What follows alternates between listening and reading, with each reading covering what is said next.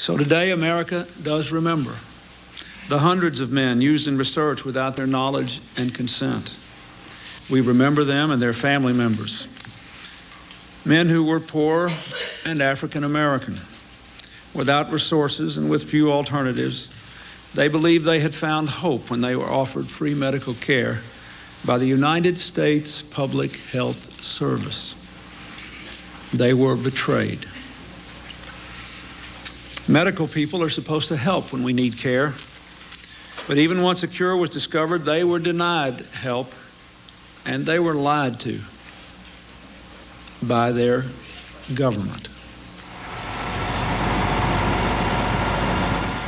Today we are located in a structure which used to be a bank but which now houses the Tuskegee Human and Civil Rights Multicultural Center, which is a museum in planning in order to preserve the history of the various ethnic groups in Tuskegee and Macon County, Alabama.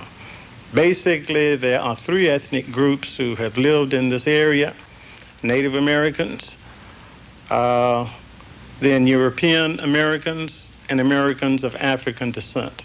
Each of those persons have made substantial contributions in the field of human and civil rights, and this museum, when completed, will show the contributions that each made, and hopefully, as a result of that, we'll learn that we have a lot more in common, and we'll be able to learn how to live together better.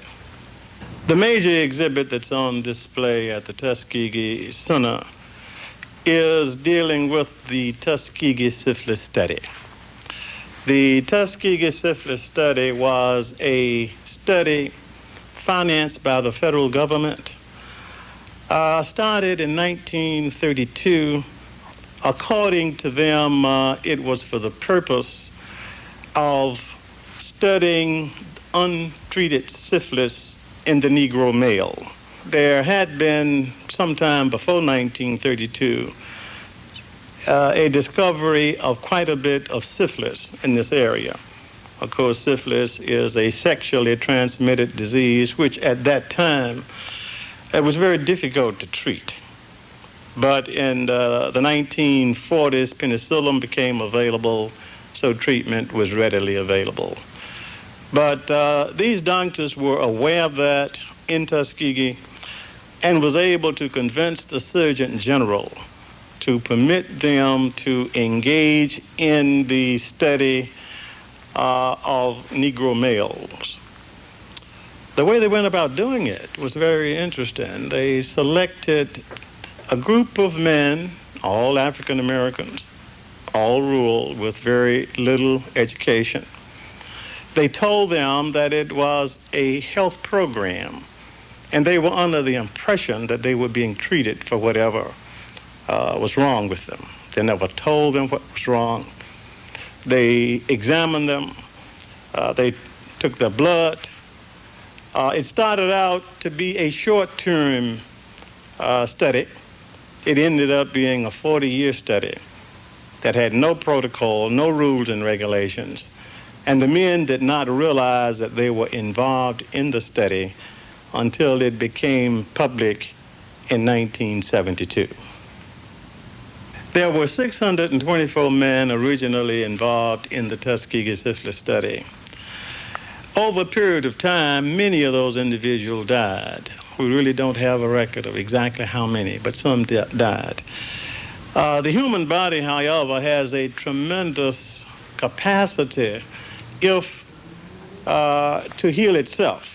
So many of these men, over a period of time, some did end up eventually getting treatment, but many of them died. Many of them, even at the end of the study, they still found that there were some positive symptoms of syphilis, and at that time, all of the persons who were still in the study, as well as the spouse of the syphilitic and children, were given an opportunity to be examined.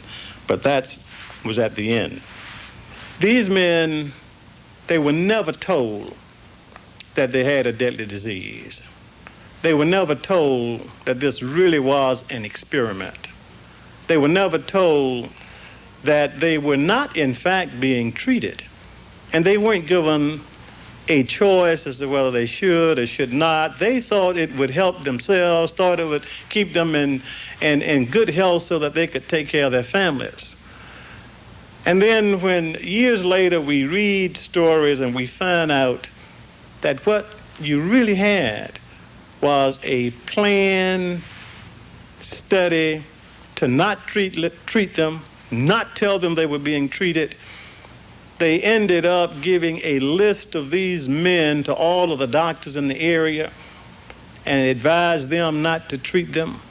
And even when penicillin became available in the 40s, a question came up about it, and they decided, notwithstanding the Alabama law, which at that time said you must treat people who had syphilis because penicillin was available, they still didn't treat them.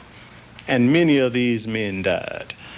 So it was a deadly deception. It was something that never should have happened.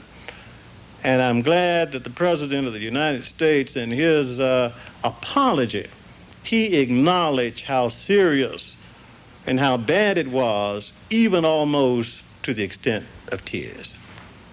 To the survivors, to the wives and family members, the children and the grandchildren, I say what you know.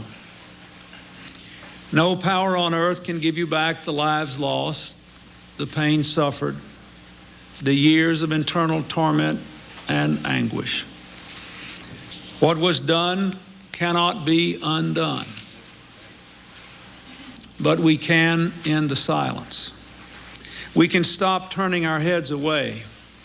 We can look at you in the eye and finally say, on behalf of the American people, what the United States government did was shameful, and I am sorry.